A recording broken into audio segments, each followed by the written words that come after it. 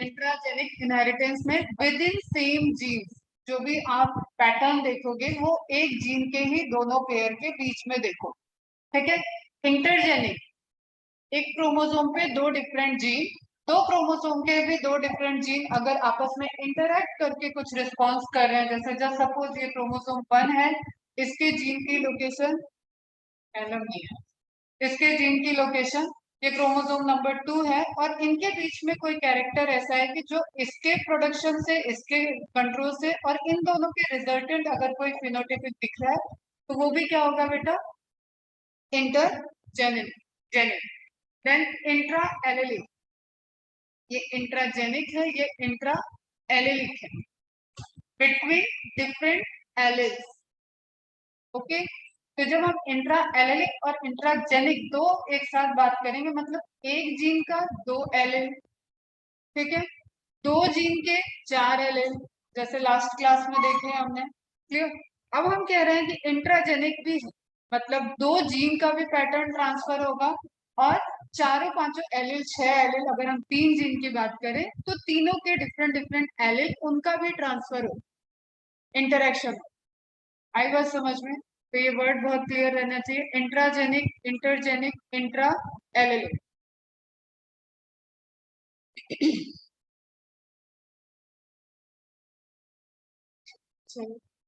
समझ में आया? ठीक है, अब हमें क्या पढ़ना है, पॉलीजेनिक इनहेरिटेंस। पॉली मीन्स होता है मोर देन वन, ठीक है। मोर देन वन में आपने पीछे जो स्टडी किया उसमें टू जीन का इंटरेक्शन देख रहे थे, एपिस्टेसिस देखा, या हमने डुप्लीकेशन देखा, या हमने कोलैबोरेशन देखा। हर जगह हम कॉम्प्लीमेंट्री में भी हम ये देख रहे थे कि जीन के इंटरेक्शन से हमें रिस्पॉन्स मिल रहा है, ओके। बट वहाँ लिमिटेशन था कि वहाँ दो जीन की बात की, दो जीन फोर एलिल, ये बातें हो रही। आज जो हम लोग देखेंगे इसमें मोर देन टू जीन आ गए, तो पॉलीजेनिक इनहेरिटेंस भी नया एडेड है एनसीईआरटी में, तो इम्पोर्टेंट है, ओके। पहले ये था ही नहीं, फिर क्वेश्चंस आते थे, फिर इसको एनसीईआरटी में एंड के पेजेस में ऐड किया गया था, फिर इसको चैप्टर में ऐड कर दिया गया, तो अब चैप्टर में आ चुका है और इम्पोर्टेंट भी है। Bendel's studies mainly describe those traits that have distinct alternate forms such as flower color which are either purple or white. याद है हमें बैंडल ने ऐसे ट्रेड देख रखे थे, but if you look around you will find that there are many traits which are not so distinct in their occurrence and are spread across a gradient. ठीक है, आप ऐसे नहीं बोल सकते हो कि हाँ एक हाइट 6 फीट की है, एक हाइट 3 फीट की है, ऐसा नहीं है हमारे। अगर हम हाइट को ले पैटर्न को, तो हाइट में ऐसा नहीं है कि हाँ सारे सारे की सारी पॉपुलेशन 6 फीट की है और सारे के सारे या तो पॉपुलेशन 3 फीट की है। मेंडल का लॉ फेल हुआ, क्योंकि हमें पता है कि हमारा जो मेजर हाइट मिलेगा वो इन बिटवीन वाला ज्यादा मिलेगा, मेजर स्किन कलर मिलेगा तो इन बिटवीन वाला ज्यादा मिलेगा, ठीक है। आप देखो इंडिया इंडिया का जैसे कल्चर है, जैसा इन्वायरमेंटल फैक्टर भी होता है, इन जीन इंटरेक्शन में इन्वायरमेंटल फैक्टर भी होता है, ठीक है। जैसे आप शिमला साइड के लोगों को देखो, कश्मीर साइड के लोगों को देखो, और साउथ के लोगों को देखो, तो आपको with in the country different different variation दिखेगा, तो आप इजीली समझ सकते हो कि यहाँ पे वेंडल लॉ डेविएट हो रहा है। ऐसा नहीं है कि सब एक तरीके के गोरे हैं, ऐसा नहीं है कि सब एक तरीके के काले हैं, ऐसा नहीं है कि सब एक तरीके के हाइटेड है, और ऐसा भी नहीं है कि सब एक तरीके के छोटे हैं। तो वही ये कह रहा है, but if you look around you will find that there are many traits which are not so distinct in their occurrence and are spread across a gradient. वो एक ग्रेडियंट, जैसे तुमने फेयर लवली का वो देखा होगा, स्किन कलर का आता है, ठीक है, स्किन कलर के शेड आते हैं, तो दैट इज ग्रेडियंट, ठीक है। एक से दूसरे में, दूसरे में, तीसरे में 7 शेड दिखाता था, तो उसमें डिफरेंस है। For example in human we don't just have tall और शॉर्ट, मटर के पेड़ की तरह हम ऐसा नहीं है कि टॉल और ड्वार्फ में है। People as two distinct alternative but a whole range of possible height, inch में भी डिफरेंस है, सेंटीमीटर में भी डिफरेंस है, ऐसा नहीं है कि हम इंच में भी कांस्टेंट करें। तो हमारी जो पॉपुलेशन है उसमें हाइट में इंटरमीडिएट वेरिएशन, डोमिनेंट वेरिएशन और रेसेसिव वेरिएशन सब कुछ हमें विजिबल रिपोर्टेड है। Such traits are generally controlled by 3 or more genes. Underline करना इसको, 3 और मोर जीन्स लिखा है, हर जीन का अल्टरनेटिव पेयर होगा, कंट्रास्टिंग फीचर वाला होगा, तो 6 हो जाएंगे। एंड आर दस कॉल्ड एज पॉलीजेनिक ट्रेट। ठीक है, तो पॉली के लिए आपको 2 से ज्यादा में जाना पड़ेगा। क्लियर है? Besides the involvement of multiple genes, polygenic inheritance also takes into account the influence of environment. आप जब मल्टीपल जीन पॉलीजेनिक ट्रेट देख रहे थे, मतलब अगर आपने एबीओ सिस्टम आपको याद हो, तो वहां पे भी आप देख रहे हो कि 3 जीन के पेयर थे, मल्टीपल जीन कह रहे थे उसको, लेकिन उसमें और इसमें क्या डिफरेंस है? ब्लड ग्रुप में इन्वायरमेंटल फैक्टर अफेक्ट नहीं कर रहा है। ठीक है, ब्लड ग्रुप को डिसाइड करने के लिए इन्वायरमेंटल फैक्टर अफेक्ट नहीं कर रहा, तो कोई भी मल्टीपल जीन इंटरेक्शन जो बॉडी में चल रहा है, प्लांट में हो या ह्यूमन में हो, उसमें इन्वायरमेंटल फैक्टर अफेक्ट नहीं करेगा। ये एमसीक्यू है। डिफरेंस है between the polygenic and multiple. Okay, जबकि जो पॉलीजेनिक आप इंटरेक्शन देखोगे, इसमें इन्वायरमेंटल का अफेक्ट है। स्किन कलर में आप यूरोपियन ब्रिटिश साइड को देखो और आप साउथ अफ्रीका को देखो। ठीक है, आप वेस्ट इंडीज की टीम देखो, क्रिकेट की टीम देखते हो। ठीक है, तो आपको समझ में आ रहा है कि वहां का एक पैटर्न है। Okay, human skin color is another classic example for this. In a polygenic trait, the phenotype reflects the contribution of each allele, gene नहीं, each allele। जैसे अभी तक हम क्या देख रहे थे, टी और टी एलिल है। ओके, तो टी रह रहा था तो टी का कोई इन्फ्लुएंस नहीं था, स्मॉल टी का इन्फ्लुएंस था। बट यहाँ पे कोई भी शेड ऑफ स्किन या आई कलर या हेयर कलर आ रहा है, तो उसमें इसका भी कंट्रीब्यूशन है, मतलब इसने भी कोई फिनोटिपिक अफेक्ट किया है, और सबको एग्रीगेट करके एक एग्रीगेटिव फिनोटिपिक इम्पैक्ट आपको सामने दिख रहा है कि क्या आपको स्किन कलर दिख रहा है, ठीक है, क्या आपको हाइट दिख रही है, तो उसमें कंट्रीब्यूशन बोथ एलिल का है, एक सप्रेस नहीं हो रहा, बोथ एलिल का। जैसे सपोज इनको 10 बनाना है, तो 10 के लिए एक ने 5 दिया, एक ने 2 दिया, एक ने 3 दिया, इस तरीके से हो गया 10। तो कंट्रीब्यूशन है, हर एलिल का कंट्रीब्यूशन रहेगा। क्लियर है ये बात? ये भी पॉलीजेनिक की कैरेक्टरिस्टिक्स है। That is the effect of each allele is additive. Underline करो, पॉलीजेनिक में effect of each allele is additive, addition होगा, हर एलिल अपना कंट्रीब्यूशन देगी। To understand this better, let us assume that 3 genes A, B, C capital L control skin color in human with the dominant form A, B, C, responsible for dark skin color, and the recessive form A, B and C for light skin color. Okay, अब आप देखो, इसी से आपको समझ में आ गया कि जो रेसेसिव होगा वो गोरा होगा, जो पूरा जिसमें डोमिनेंट जीन चला जाएगा वो डार्कर कलर का होगा। देखते हैं इसका क्रॉस कैसे होता है। कितनी बात समझ में आई? मतलब 3 जीन की बात कर रहे हैं, 3 जीन के 2 एलिल हो गए, एक capital A small A, capital B small B, capital C small C. जितना कंट्रीब्यूशन, अब ये 6 एलिल एक साथ कंट्रीब्यूट करने जा रहे, दिस इज पॉलीजेनिक। आ रही बात समझ में? The genotype with all the dominant allele, mother से फादर से, मदर से फादर से, मदर से फादर से, तो सारे एलील क्या होगा? Dominant, will have the darkest skin color, and that with all the recessive allele will have the lightest skin color, fairer, एकदम फेयर। ओके, तो पूरे डार्क के लिए आपको सारे डोमिनेंट चाहिए, तो सारे एलिल का कंट्रीब्यूशन दिखा आपको, जाइगोट के अंदर ये कंट्रीब्यूशन आएगा, तो डार्कर कलर से, डार्केस्ट। ठीक, समझ में आया? जाइगोट है, दिस इज जाइगोट, दोनों एलिल की बात हो रही है, A A B B C C, 3 gene के 6 एलिल सब आ रहे हैं, तो इसका मतलब ए का भी कुछ कंट्रीब्यूशन है, इस ए का भी कंट्रीब्यूशन है, इस बी का भी, इस बी का भी, इस सी का भी, इस सी का भी। This is polygenic. क्लियर है? मल्टीपल में भी हमने ये नहीं देखा था, हमने ये देखा था कि आई ए है और आई ओ है या आई बी है, तो आपको रिजल्टेंट आई ए आई बी को डोमिनेंस मिल रहा है। ठीक है, आई ए IO है तो आपको रिजल्टेंट IK मिल रहा है. There is no contribution of IO gene. आ रही बात समझ में?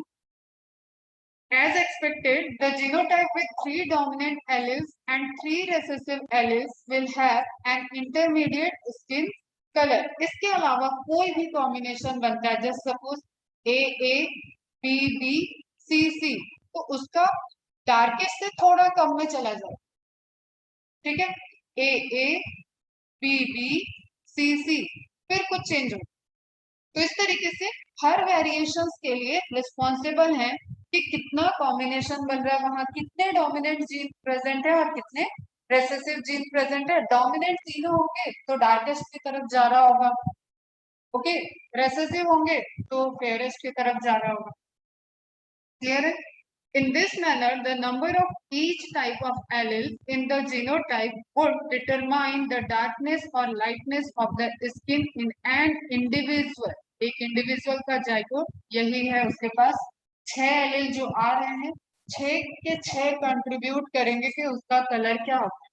इसलिए आप देखो ना आपका फादर का कलर रहता है ना मदर का कलर रहता है, स्लाइटली वेरिएशंस आते ही आते हैं. ना आपके भाई का कलर आपके जैसा होगा ना बहन का कलर आपके जैसा होगा.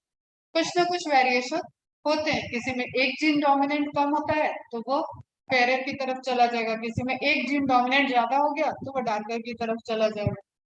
ओके, और ये ट्रेट हेरिडिटरी में इनहेरिटेंस में फॉलो होता है. तो कभी कभी मदर फादर एकदम बढ़िया गोरे गोरे हैं, लेकिन कहीं ग्रैंडफादर या ग्रैंड मदर किसी का कॉम्प्लेक्शन डार्क था तो उनके जीन एक्सप्रेस हो जाते हैं. कॉम्बिनेशन ऑफ जीन्स में वो जीन एक्सप्रेस हो जाते हैं तो बच्चा कैसा थोड़ा सा डार्कर कलर में आ जाता है.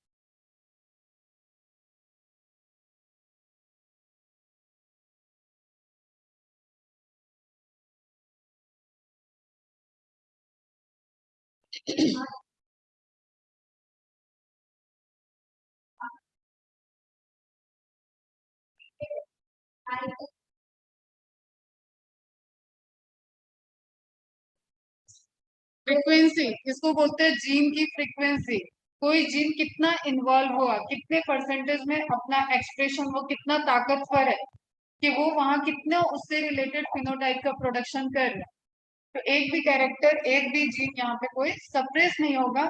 इसको बोलते हैं कि ये एक तुम्हें पूरे पैटर्न दिखे.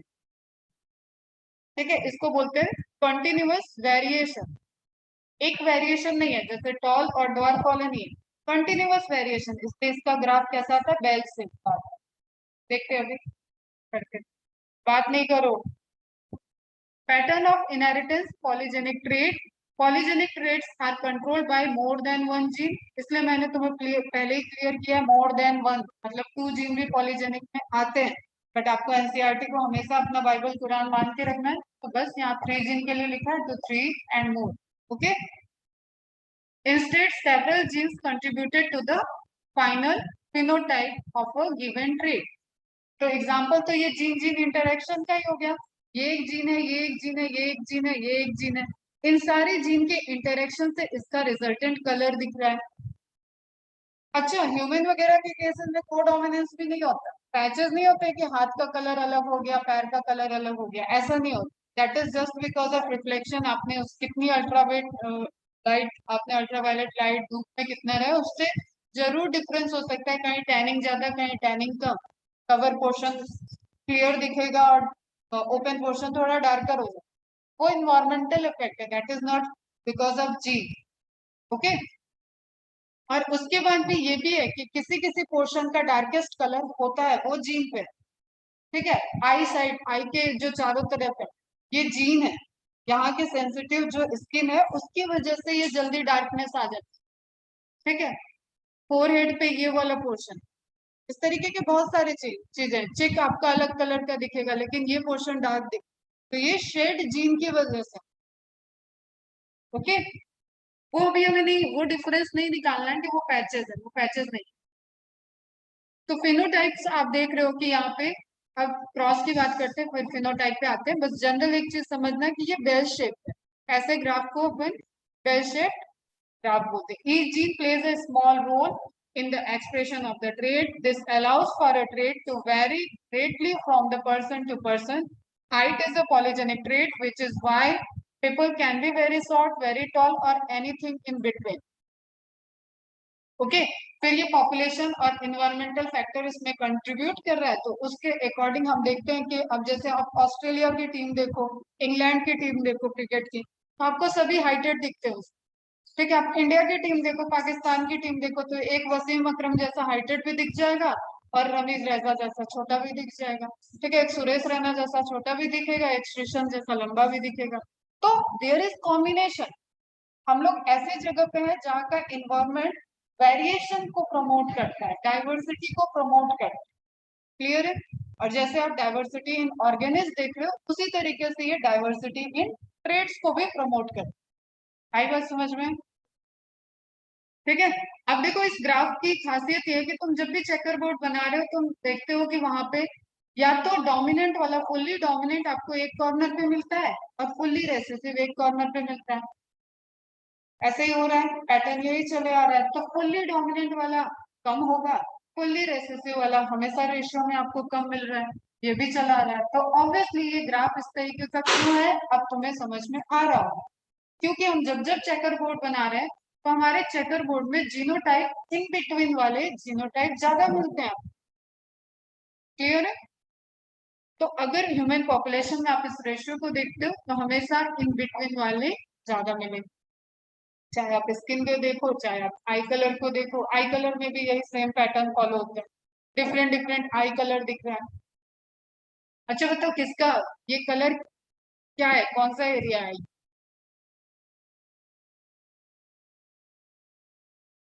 पढ़े हुए हो ना? बताओ। आइरिस, आइरिस में डिफरेंसेस हो।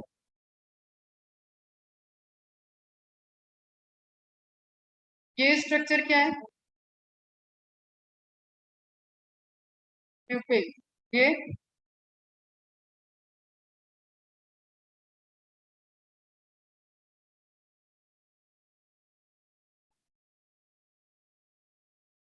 स्क्लेरा आगे की तरफ क्या बना? कॉर्निया। चैम्बर कौन सा है? चैम्बर कौन सा है? Aqueous vitreous. Aqueous. Polygyny is when a single characteristics may be controlled by more than one gene. Several genes control the expression of the same character. Example: hair color, skin color, eye color, height. Multiple factor inheritance, also known as polygenic theory. Inheritance of, इसको और क्या क्या नाम से पूछ सकता है आपको, वो ध्यान में रखना है। पॉलीजेनिक थ्योरी है, मल्टीपल फैक्टर तो है ही है। मल्टीपल फैक्टर मतलब मल्टीपल जीन इनहेरिटेंस, लेकिन पैटर्न अलग है। Okay, contribution of all elements है यहाँ। Inheritance of quantitative character. Contribution quantitative, आप फ्रीक्वेंसी देखोगे कि हाँ ए है, तो ए कितना कंट्रीब्यूट कर रहा है, ए कितना कंट्रीब्यूट कर रहा है, बी है, सी है, तो कितना कौन क्या कंट्रीब्यूट कर रहा है। तो इस तरीके के ट्रेड को आप बोलते हो क्वांटिटेटिव इनहेरिटेंस कैरेक्टर। अगेन इसमें आपका वही हेयर, स्किन कलर सब कुछ आ जाए, हाइट, आई कलर। कंटिन्यूअस वेरिएशन, आपको स्लाइटली कोई वेरिएशन ऐसा नहीं दिखेगा कि एक काला है एक गोरा है, एक कंटिन्यूअस वेरिएशन दिखे, स्लोप दिखे। Clear? Normal distribution of characters, normally distribute होंगे कैरेक्टर। कॉम्बिनेशन ऐसा नहीं है कि हाँ इसमें कुछ बीच में क्रॉसिंग ओवर की या कुछ भी, अभी हम लोग ने बात की है वो सब है बैकग्राउंड में वो चलता है, लेकिन अभी तक वो आया नहीं। तो हम क्या बोल रहे हैं कि एक कैरेक्टर का नॉर्मल डिस्ट्रीब्यूशन हो रहा है by the means of interaction of different alleles, by the contribution of the different alleles. Okay, multiple factory hypothesis भी बोलते हैं इसको, ब्लेंडिंग इनहेरिटेंस भी बोलते हैं। तो ये सब पॉलीजेनिक इनहेरिटेंस के ही डिफरेंट डिफरेंट टर्म्स हैं। Polygenic theory, inheritance of quantitative character, continuous variation, ये इंपॉर्टेंट है। Normal distribution of character, multiple factory hypothesis, blending inheritance. The phenotypic expression is depends upon number of dominant genes present in a particular genotype. ये तो वही वाली बात होगी जो Mendel ने कहा था, लेकिन मेंडल ये कह रहे थे कि रेसेसिव वाला पूरी तरीके से सप्रेस है, यहाँ वो चीज नहीं हो रही है। डोमिनेंट है तो वो ज्यादा फ्रीक्वेंसी उसकी है, वो ज्यादा उसमें कंट्रीब्यूशन कर रहा है, परसेंटेज में कंट्रीब्यूशन हम कहेंगे 40% डोमिनेंट जीन का हो गया, ठीक है, एक जीन का। डोमिनेंट दो जीन का 60% हो गया, 80% हो गया तीनों डोमिनेंट जीन का। और रेसेसिव तीनों जीन का हो गया आपका 20%। तो percentage of contribution is very very कर रहा है यहाँ, लेकिन निग्लिजिबल नहीं है, रेसेसिव का कंट्रीब्यूशन निग्लिजिबल नहीं। साइंटिस्ट इंपॉर्टेंट है Nilsson and Ehle. First time studied by Nilsson and Ehle, क्या पॉलीजेनिक इनहेरिटेंस, ना कि स्किन कलर, ये ध्यान में रखें, ठीक है। Inheritance of kernel, kernel means wheat, wheat के कलर में इनहेरिटेंस पैटर्न को देखा उन्होंने। व्हीट की भी वैरायटी अलग अलग है, same variety different different location पे रहेगी, साउथ में, नॉर्थ में, वेस्ट में, तो उस वैरायटी के एक्सप्रेशन अलग अलग है, ठीक है। उस वैरायटी में आपको चेंजेस मिलेगा, ग्रेन के साइज में चेंज मिलेगा, ग्रेन के कलर में चेंज मिलेगा। तो इन्होंने किस पे स्टडी की, ग्रेन के कलर पे, ओके। ग्रेन का कलर क्या था, अगर तीन दो जीन लिया इन्होंने, आर वन दोनों एल आ गए, आर टू दोनों एल आ गए, ये जाइगोट है, ये जाइगोट है। दोनों एलील जो कंट्रीब्यूट कर रहे हैं फुल्ली ये डोमिनेंट हो गए, तो फुल्ली डोमिनेंट शो करता है red kernel, okay. Fully recessive R two mother मतलब पेरेंटल दोनों प्लांट से आर टू आए, दोनों ही रेसिसिव आ रहे हैं। तो कंट्रीब्यूशन चारों एलील का है, लेकिन रिजल्टेंट आपको क्या दिखा, व्हाइट कर्नल दिखा, okay. When all four genes are dominant red kernel, when all four genes or allele are recessive white kernel, ये conclusion है उनका। The phenotypic expression is depends upon the number of dominant gene. Number of dominant gene जब चारों dominant थे तब red आया, अगर चार में से अब तीन आप कर दोगे तो वेरिएशंस दिखेंगे आप, क्लियर है।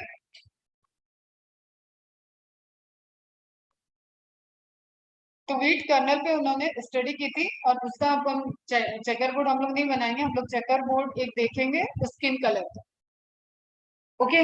तो जो तुम्हारे एनसीईआरटी में दिया उसको अगर आप कंक्लूड करोगे, all genes dominant very dark, any one recessive dark, any two recessive fairly dark, any three recessive intermediate, any four recessive, अब देखो फोर रेसेसिव हो गया तो लाइट की तरफ आपको जाना है, four recessive Fairlie light, any five recessive light, और सिक्स रेसेसिव वेरी लाइट और फेयरर, आप बोल समझ में आ रहा है। तो इस तरीके से आप कंट्रीब्यूशन देखो कि सारे डोमिनेंट है तो डार्कर है, एंड सारे रेसेसिव है तो सबसे फेयर, बाकी इन बिटवीन,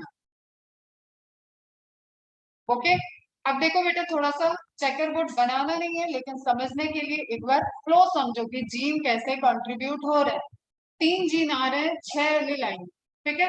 तो एक पेरेंट में हमने पूरा फुल्ली रेसेसिव ले लिया, ए बी बी सी सी, एक पेरेंट का फुल्ली डोमिनेंट ले लिया, capital A capital B capital C का पेयर। तुम लोग को समझ में आ रहा है। आकाश, आसना, आयुष, ईशा, कीर्ति, मनाली, निनाद, प्रफुल्ल, श्वेत, सुयस, कुछ लगे तो मैसेज करो, मैं भूल जा रही थी ऑनलाइन भी चलिए, ठीक है। तो यहाँ पे फॉर्मेशन ऑफ गैमेट, दो जीन एक साथ जाएंगे नहीं, कुल वही है, दो एलील एक साथ जाएंगे नहीं, तो जब भी गैमेट बनेगा मियोसिस से बनेगा और हाफ हो जाएगा।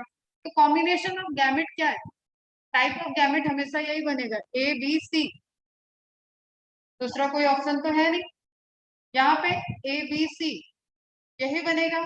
अब इनके बीच में जैसे चल रहा था वैसे ही क्रॉस कराओ, क्रॉस कराया तो A B B C C, F1 generation आ गई। अब फॉर्मेशन ऑफ गैमेट, फिर से क्वेश्चन आता है, फॉर्मेशन ऑफ गैमेट टू की power N, N is the number of heterozygous position, कितनी है यहाँ, three. Formation of gamete two की पावर थ्री, एट, ठीक है। Formation of checker board, at this side at this side, आठ time 64, 64, 64 क्या बनेंगे, चेकर बोर्ड में बॉक्सेस बनेंगे, ओके बच्चा। गैमेट कैसे बनेगा देखो, ए को कंबाइन कराना है आपको बी और सी से, ए की पॉसिबिलिटी है कैपिटल बी से, एंड देन उसकी पॉसिबिलिटी है सी से और स्मॉल सी। तो हमने पहले थर्ड पोजीशन को वेरी कर रहे हैं, सिर्फ थर्ड पोजीशन को वेरी कर, ठीक है।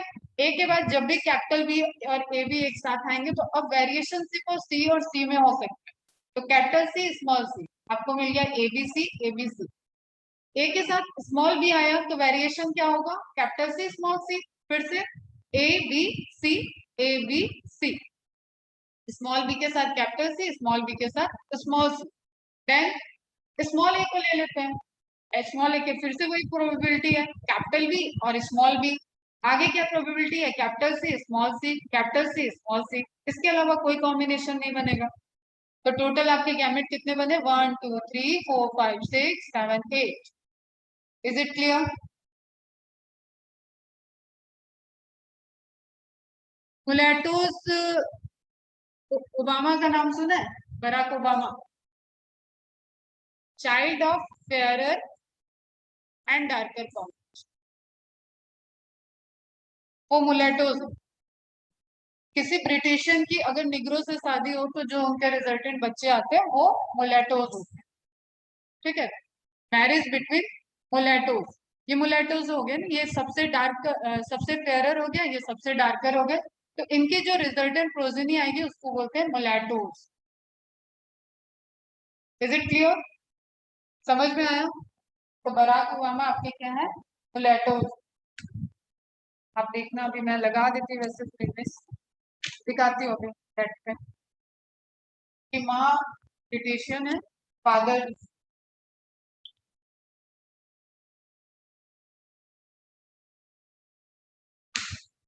नंबर ऑफ गैमेट समझ में आया? समझ में आया यहाँ तक? अब आप इसके इनके ही गैमेट के बनाओगे F2 जनरेशन तो क्रॉस बनेगा। बनाना आपको नहीं है, ये कोई होमवर्क नहीं है, जस्ट आपको वेरिएशंस को समझना है। ओके, तभी मैंने बोला था जब हम जीन जीन इंटरेक्शन देखते हैं और हम लोग पीएचडी करते हैं उस पर, तो हम अगर ऐसे चेकर बोर्ड बनाने बैठेंगे तो पीएचडी 50 साल में हो। तो ये सबका सॉफ्टवेयर अवेलेबल है, आप जीन की इंफॉर्मेशन डालो, आप इंटरेक्शन डालो, वो खुद ही प्रिडिक्ट करके दे देगा कि कितना चेकर बोर्ड, कितनी फ्रिक्वेंसी आएगी, क्या रेशियो है, कितने वेरिएशन। ठीक है, तो आप यहाँ पे भी समझ लो अभी कि ये है आपका पॉसिबल सेल्फिंग F1 जनरेशन, और इसके रिजल्टेंट आपको जो मिल रहा है this is A B B C C, ये फुल्ली वन एक आपको मिलेगा। और अब ये क्या दिया है, ये पूरा 64 को डिवाइड किया हुआ है। चलो नंबर पे आप मत जाओ, उसमें फिर और कंफ्यूजन।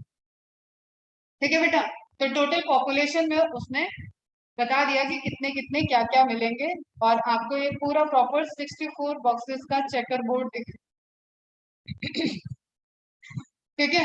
लेकिन अगर आप इसको ग्राफ में बनाने जाओगे, क्यों, क्योंकि नंबर ज्यादा हो गए, अब आपका स्क्वायर बोर्ड से काम नहीं चलेगा, आपको एक रेंज निकालनी होगी, और जब आप ग्राफ बनाते हो तो वो इसी तरीके से दिखेगा कि इंटरमीडिएट सबसे ज्यादा, and very large very dark, बहुत वेरी लाइट वेरी डार्क, आपको रेशियो में 1 1 दिख रहे हैं। अब आप इसको टोटल प्लस कर लो, 20 15 प्लस 50 30 6 6 12 1 1 2 20 30 50 64 हो गया है ना, क्लियर है? तो जैसे जैसे नंबर ऑफ कॉम्बिनेशन बढ़ते जाते हैं आप प्रिफर करते हो ग्राफ स्टडी, स्टैटिस्टिकल स्टडी करते हैं। ओके बच्चे, अब मैंने यहाँ पे एक नोट्स लगा है, ठीक है। इस नोट्स को मैं शेयर कर दूंगी ताकि आपको ये समझ में आए कि एलिल पेयर 1 उसके दो लोकेशन, एलिल पेयर 2 उसके दो लोकेशन, अलग अलग क्रोमोसोम पे हम बात कर रहे हैं, एलिल पेयर 3 उसके दो लोकेशन, ये सभी इंटरेक्ट करके कंट्रीब्यूट कर रहे हैं। In humans many traits such as height and skin color are controlled by many different pairs of alleles। Polygenic inheritance बोल रहे हैं, ये हमने देख लिया अपनी थ्योरी में भी, refers to the phenomena by which multiple different allele pairs have a similar and additive effect on a given trait। Same contribution भी हो सकता है, डिफरेंट डिफरेंट कंट्रीब्यूशन हो सकता है, जो भी रहेगा उसका एडिटिव हमें ट्रेट में दिखेगा। फेनोटिपिक अपीयरेंस हमेशा सारे कंट्रीब्यूशन को ऐड करने के बाद दिखेगा। Is it clear? To demonstrate polygenic inheritance, let's suppose that the skin color trait is affected by 3 pairs A, B and C. तो आप इसको समझो क्रोमोसोम पॉइंट ऑफ व्यू से कि आपको ये इस तरीके से लोकेशन दिख रहा है. The capital letter represent incompletely dominant genes that express dark skin. Incompletely dominant मतलब ये ऐसा नहीं है कि हाँ पूरा का पूरा आपका कंट्रीब्यूशन कर रहा है इसलिए लिखा है. डोमिनेंट नहीं है ना, सबका कंट्रीब्यूशन आ रहा है इसलिए लिखा है incompletely dominant that express dark skin while the lower case letter represent genes that express light skin. Since each gene has an additive effect on skin color, the more capital letters there are, the darker the skin is. तो ये आपका conclusion है और इस notes को ही आप अपने theory वाले एग्जाम में अगर आता है तो वहां लिख दोगे, आपको मार्क्स मिल जाए. ठीक है, ये जो रेशियो निकला ये आप देख लो, 64 में 20, 64 में 15, 15, 6, 6 एंड 1, 1, टोटल 64 है. ओके, उसमें आपने डिस्ट्रीब्यूट कर. इतनी बात क्लियर हुई सबको? क्लियर है? बाकी ये बीच में क्या है, सब जीनोटाइप है और एक्सप्रेशन है. अब आपको पता है कि जितना भी वेरिएशन वाला है उतने वेरिएशन स्किन कलर मिलेंगे एक्सेप्ट दिस एंड दिस. तो पॉपुलेशन में सबसे ज्यादा नंबर ऑफ पर्सन कैसे होंगे? इंटरमीडिएट. ठीक है, इसी को बोलते हैं continuous variation. Most traits are polygenic. Continuous variations के मैक्सिमम ट्रेड कैसे होंगे? पॉलीजेनिक होंगे. उनके कंट्रीब्यूशन से, डिफरेंट जीन और एलील के कंट्रीब्यूशन से फिनोटाइपिक इफेक्ट दिखेगा. They result from the action of more than one gene, that is multiple genes. These genes contribute in a cumulative way to the phenotype. Additive वही cumulative हो गया, repeat हो रहा है. तो बस ये आपको समझना है, continuous variation. The result is a gradation in phenotype. एक आपको ग्रेडिएशन दिखेगा, ग्रेडियंट दिखेगा, फिनोटाइप और कंटिन्यूअस वेरिएशन एक ही बात है. ओके, यहाँ पे क्लियर है? ये हो गया आपका पॉलीजेनिक इनहेरिटेंस खत्म. सेम रूल आप अप्लाई कर सकते हो स्किन कलर के वेरिएशन के लिए, सेम रूल अप्लाई कर सकते हो आप हेयर कलर के लिए वेरिएशन के लिए, सेम रूल आपका अप्लाई होगा हाइट के लिए एंड स्किन कलर. आई बात समझ में? तो ये जो 4 एग्जांपल आपके बुक में दिए हुए हैं, they are the example of polygenic trait. Polygenic trait का रेशियो क्या होता है? Phenotypic ratio.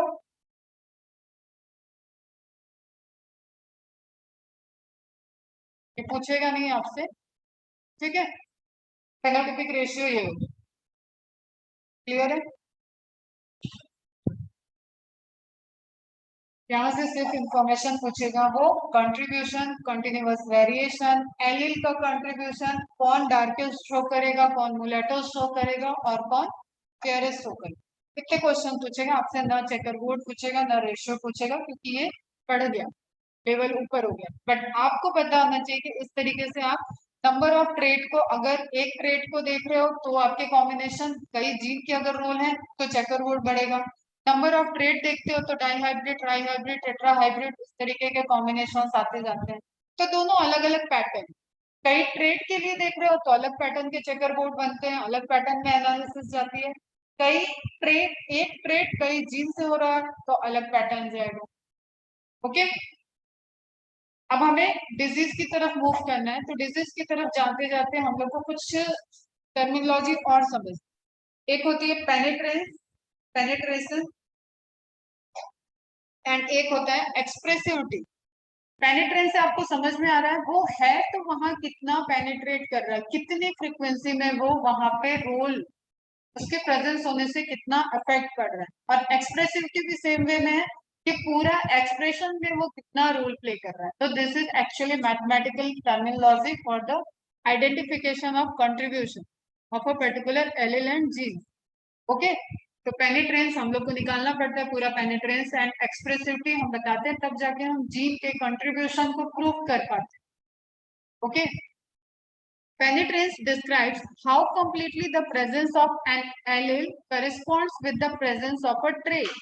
एक एलील की प्रेजेंस एक ट्रेट में किस तरीके से पेनिट्रेट कर रही है, कितना इन्वॉल्व हो रही है.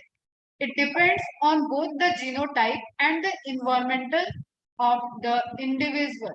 एक इंडिविजुअल क्या क्या इन्वायरमेंट है, वो कहाँ पे है, किस तरीके से वो इंटरेक्शन कर रहा है, उस पे उस जीन के एक्सप्रेशन में उसके इन्वायरमेंट का क्या इम्पैक्ट हो रहा है, तब हमें सारा कैलकुलेशन निकालना पड़ता है पेनिट्रेंस की वैल्यू।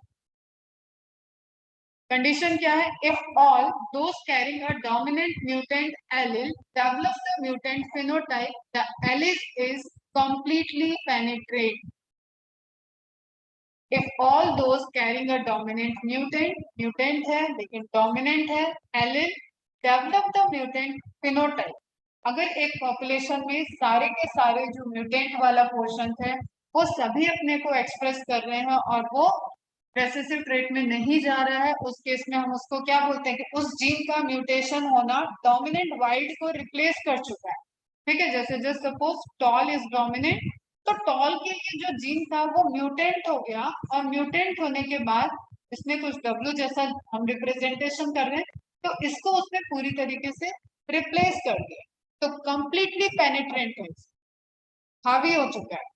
ओके, और यही हावी होना क्या हो जाता है, आपका जेनेटिक डिसऑर्डर है। अगर इस तरीके का म्यूटेशन है तो वो जेनेटिक डिसऑर्डर आएगी ही आएगी, जेनेटिक डिसऑर्डर का कोई तोड़ नहीं है। जीन में अगर एब्रेशन है, जीन में अगर डिफेक्ट है, तो उसका कोई इलाज नहीं है except gene therapy. Okay, next क्या आ रहा है? If some individual with the allele do not show the phenotype, penetrance is incomplete पेनिट्रेंस।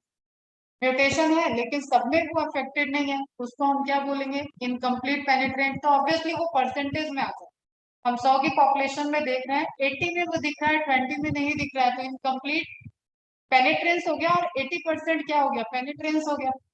समझ में आ रही बात?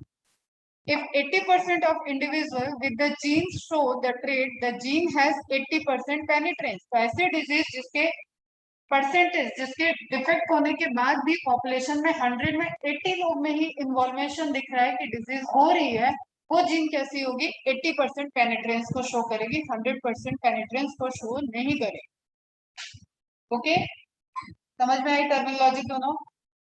कंप्लीट पेनिट्रेंस क्या मतलब? उस वेरिएशन का जितना भी जीन पॉपुलेशन में प्रेजेंट है वो सब डिजीज या सब ही उसके एक्सप्रेशन जो है वो कांस्टेंट हो गए और वो उसको शो कर रहा है, कोई भी एक्सेप्शन नहीं है, तो वो क्या हो गया? कंप्लीटली पेनिट्रेंट कर दिया। ओके, और एक्सप्रेसिविटी, नेक्स्ट टर्म आ गया expressivity. It describe variation in expression, variation in expression of A gene और जीनोटाइप इन इंडिविजुअल। एक इंडिविजुअल में वो किस तरीके का वेरिएशन एक्सप्रेशन शो कर रहा है, जस्ट लाइक अभी हमने स्किन कलर के वेरिएशन की बात की, वो क्या है? वो एक्सप्रेसिविटी है, वो पेनिट्रेंस नहीं है। दैट इज नॉट कि हाँ कैपिटल डी कैपिटल सी आया तो वो एक ही तरीके का देगा, वो वेरिएशंस की वजह से मतलब कॉम्बिनेशन की वजह से वेरिएशंस को शो कर रहा है। कंडीशन क्या है? If two individual with the same mutation may develop different phenotype, same mutation है लेकिन फिनोटाइप कैसा है? डिफरेंट है, due to the variable expressivity of that allele, जो म्यूटेंट हुआ था। अब ये सब चीजें हम लोग म्यूटेंट म्यूटेंट क्यों वर्ड यूज कर रहे हैं? क्योंकि this is part of evolution. बच्चा मेरे, तुम लोग थोड़ा सा जो मैं कनेक्शन बना दी हूँ ना, इसको लाइफ टाइम याद रखो। Genetics is nothing without evolution, genetics is resultant of evolution and evolution is resultant of genetics, interrelated। तो जो भी वाइल्ड था उसमें चेंज आना म्यूटेशन होता है। ओके, तो डिफरेंट म्यूटेशन हो गया लेकिन उसके डिफरेंट फिनोटाइप दिखे। अरे म्यूटेशन हुआ तो एक तरीके का अपीयरेंस दिखना चाहिए, एक तरीके का इम्पैक्ट दिखना चाहिए, तो पेनिट्रेंस हो जाता, लेकिन नहीं दिख रहा है। या तो दिखेगा तो पेनिट्रेंस हो गया, नहीं दिखेगा तो इनकम्प्लीट पेनिट्रेंस हो गया, लेकिन डिफरेंट डिफरेंट रेंज में दिख रहा है आपको, उसके भी वेरिएशंस दिख रहे हैं, तो इसको क्या हो गया? वो उस पर्टिकुलर जीन जो म्यूटेंट हुआ था उसकी डिफरेंट डिफरेंट एक्सप्रेसिविटी हो। Is it clear? different phenotypes due to variable expressivity of that allele। कैसे इसको समझना है? लिख लो, जैसे A है तो A1 में कन्वर्ट हो चुका है, लेकिन A1 B पर्सन के अंदर 80% कंट्रीब्यूट कर रहा है, 80% फ्रीक्वेंसी को शो कर रहा है और C% के अंदर 60% को शो कर है वो A1 ही, लेकिन उसके जो अदर जीन है वो उसको 60% ही एक्सप्रेस होने दे।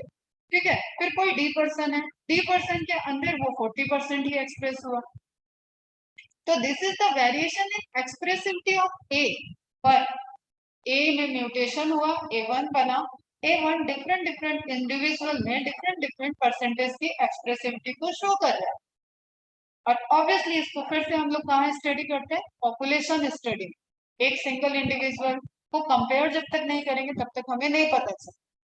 ठीक है, ये सारी स्टडी आज की डेट में पॉसिबल है क्योंकि जीन थेरेपी की डिस्कवरी हो चुकी है, क्रोमोसोमल स्टडी हो चुकी है। मैंने बताया था तुम लोग को कि एम्नियोसेंटेसिस जो प्रोसेस डिस्कवर की गई थी, वो डिस्कवरी इसलिए हुई थी कि हम कोई जेनेटिक डिसऑर्डर को ट्रीट करें, आइडेंटिफाई करें, डायग्नोज करें फीटल स्टेज। तो फीटल स्टेज में डेथ होना या टर्मिनेट करना, दैट इज नॉट लाइक कि मर्डर। ओके, लेकिन कोई अगर एब्रेशन के साथ बर्थ ले लेता है, जैसे अभी मैं एक दिन स्टेशन पे थी तो वहां पे एक अच्छा मतलब उसको मॉस्टेक थे, पेयर थी, लेकिन वो मम्मी के गोद में था। ठीक है, तो मतलब उसने कितने लाइफ उसकी मदर में बिता दी होगी और वो उसको एकदम चाइनीज वाला फैन लेके कंटिन्यू हवा दे रही, यही रत्नागिरी के स्टेशन पे। तो इट वॉज लाइक शॉकिंग। जिसका बेबी इस तरीके से होगा, हम लोग तो क्या ही लाइफ, तो उनके सामने हमारी लाइफ तो क्या ही चले, लेकिन वो उस बेबी के प्रति पूरा उनका कंट्रीब्यूशन है। अब वो जेनेटिक डिसऑर्डर, वो नहीं ठीक होगा, ऑब्वियसली नहीं हुआ कभी, आज उसके हाथ पैर कुछ भी सही से वर्क नहीं कर रहे हैं, लेकिन फेस डेवलप दिख रहा है। ओके, पोस्ट डेवलप नहीं थी। तो इन सब केसेस में एक फैमिली जो होती है वो कंप्लीट ना फैमिली बन पाती है, ना ही वो कुछ अच्छे से बच्चे के लिए सरवाइव करना। वो बस इट्स लाइक कि हाँ, हम अपना दायित्व निभा रहे हैं और वो बच्चा जब तक जिएगा जिएगा, ऐसा होता है। तो इन्हीं सब का सॉल्यूशन था कि एम्नियोसेंटेसिस करके उसको जेनेटिक डिसऑर्डर को, क्रोमोसोमल एब्रेशन को आइडेंटिफाई कर लिया जाए और टर्मिनेट कर दिया जाए।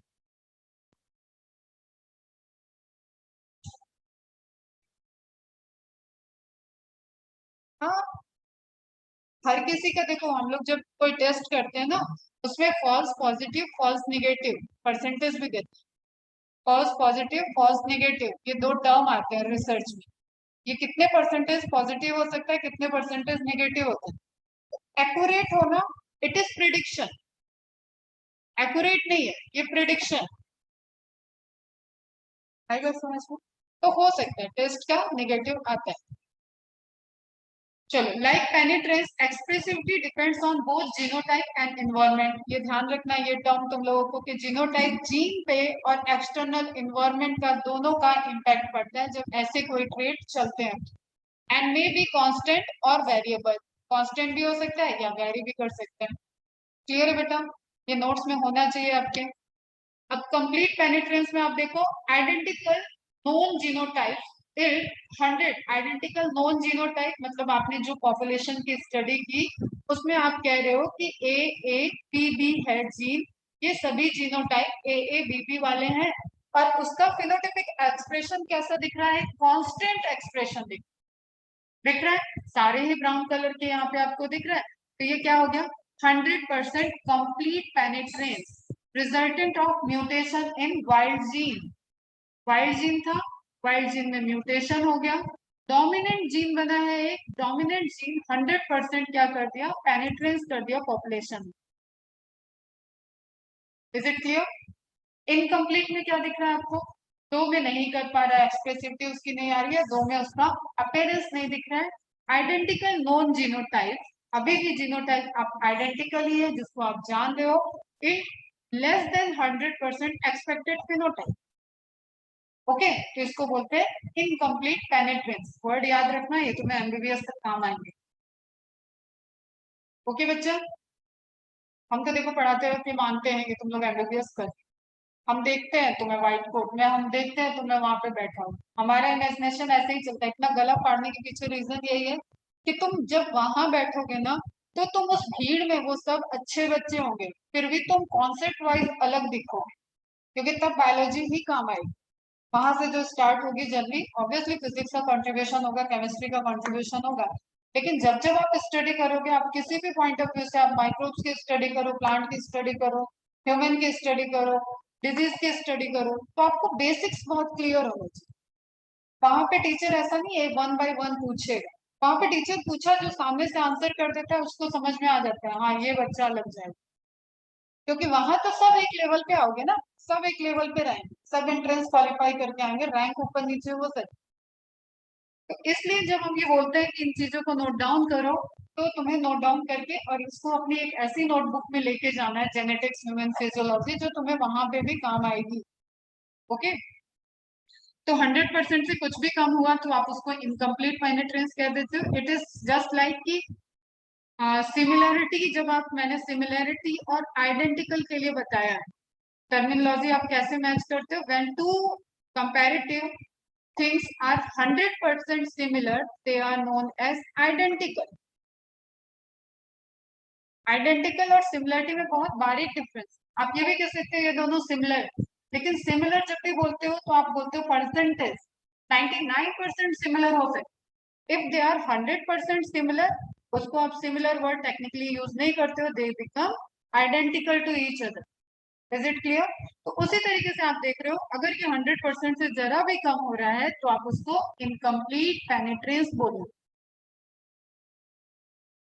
कांस्टेंट एक्सप्रेसिविटी, एक्सप्रेशन कैसा है? कांस्टेंट, सेम उसी पे।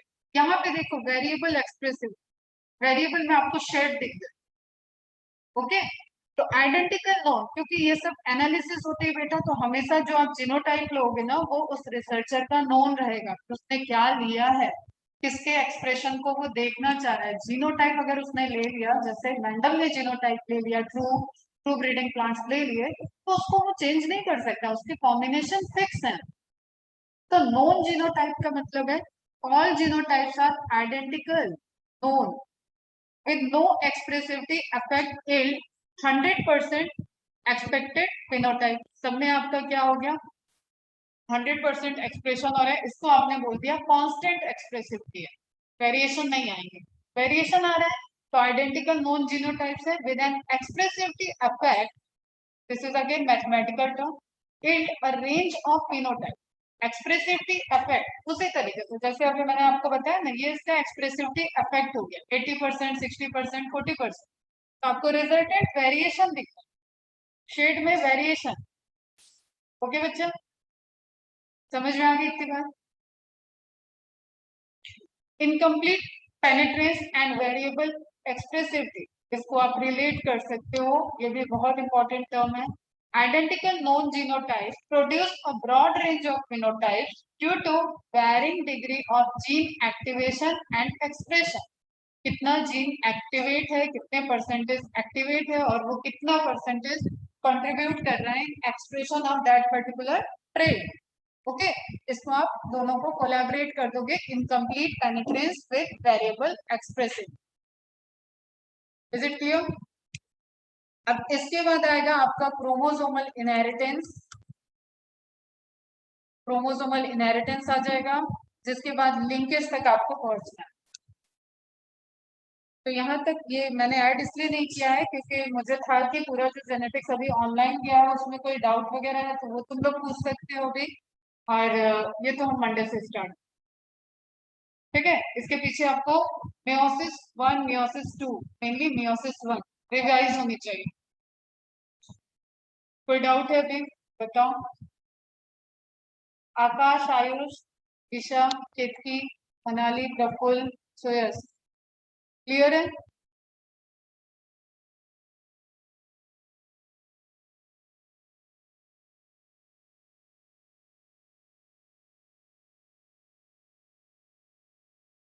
ठीक है, यहाँ तक पूरा रिवाइज करो, क्योंकि अब हम लोग मॉडर्न जेनेटिक्स की तरफ मूव कर गए हैं, ऑलरेडी मूव किए हुए हैं, लेकिन उसके ट्रेड को कि कैसे जीन ट्रेवल कर रहे हैं, कैसे लोकस में जीन प्रेजेंट है, कैसे वो इंटरेक्ट करेगा, कैसे ट्रेवल करेगा, कैसे कॉम्बिनेशन बनता है, क्या उसमें एबरेशन हो सकते हैं, म्यूटेशन क्या हो सकता है, ये सारे क्वेश्चन को हम लोग स्टडी करेंगे।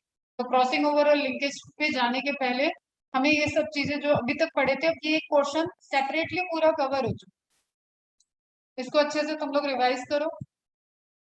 मंडे से देखेंगे फिर आगे का क्रोमोसोमल थ्योरी ऑफ इनहेरिटेंस। बीच में दिया था मैंने थोड़ा सा कि बर्टसन और बवेरी ने इसको दिया हुआ है क्रोमोसोमल थ्योरी को, सटन एंड बवेरी ने क्रोमोसोमल थ्योरी को दिया था और एक्सपेरिमेंटली प्रूव किया था मॉर्गन ने। यहीं से दो क्वेश्चन बनता है। सटन बवेरी ने हाइपोथेसिस दी थी, थ्योरी दिया था, उसको एक्सपेरिमेंटली प्रूव किया था मॉर्गन ने। तो बच्चों से, और ये बहुत रिपीटेड आने वाले साइंटिस्ट हैं, कि तुम्हें मिल जाएंगे PYQ। Sutton Boveri chromosomal theory of inheritance and proved by Morgan, experiment on Drosophila fruit fly। ठीक है, तो इससे रिलेटेड हम लोग मंडे से स्टार्ट करेंगे। Till now you should complete every checker board and every ratio once again. Sunday को utilize करो और इसको कंप्लीट करो। इससे रिलेटेड MCQ सॉल्व करो। कुछ भी डाउट आता है मैसेज वगैरह कर लो, पूछ लो। चेकर बोर्ड बनाने में कुछ उलझ रहे हो भी, स्क्रीन उसको फोटो लो और मुझे सेंड करो। बन गया तो भी मुझे सेंड करो। रेशियो लिखो, अलग अलग अलग अलग पेन यूज करो वहां पे।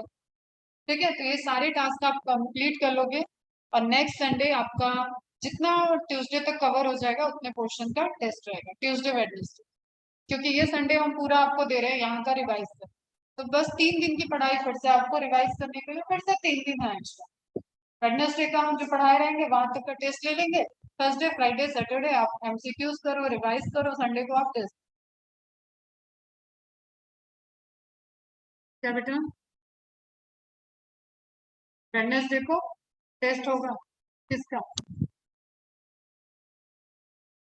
मैंने तो बोर्ड का टेस्ट एक ले लिया, अब ये जेनेटिक्स कंप्लीट होने के बाद एक लेंगे। उसके बाद जो बोर्ड की चीजें हैं ना, उसको फोकस करके रिवीजन करेंगे। जैसे फिजियोलॉजी आएगा वो रिवाइज करेंगे, नर्वस सिस्टम आएगा वो रिवाइज करेंगे। तो तुम्हारा बोर्ड का रिवीजन प्लस नीट का रिवीजन पैरेलल। एनाटॉमी का रिवीजन का एक लेक्चर आज हम असाइन कर देंगे, उसको कंप्लीट करके सेकेंडरी ग्रोथ वाला पोर्शन जो रह गया वो कंप्लीट कर लो। और पता नहीं क्यों मेरा रिवीजन लेक्चर नहीं रखा गया, तो मैं पूछती हूँ वो सर से। तो जिस दिन भी रिवीजन लेक्चर रहेगा उसको 20-25 मिनट में क्वेश्चन से डिस्कस करके कंप्लीट कर। तो इसके बाद एनाटॉमी सबका A में चला जाना चाहिए, A कैटेगरी। चलो ठीक है, तुम लोग भी करो पढ़ाई। Bye bye.